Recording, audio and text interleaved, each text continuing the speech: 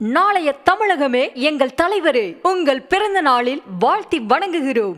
கொஞ்சம் அறிமுகமாக்கலாம். R we Udhayakumar அவர்கள், அதே போல அவர்கள், அதே போல கடம்பூர் ராஜான் அவர்கள் மேடையில் இருக்காங்க. இந்த மேடையில் இருக்கக்கூடிய அத்துணை பெருமக்களும் தங்களுடைய வாழ்க்கையை பிறருடைய அர்ப்பணித்தவர்கள் என்ற வகையில் மேடையில் அமர்ந்து இந்த மேடையை மேலும் சிறப்பானதாக ஆக்கிக் கொண்டிருக்கிறார்கள்.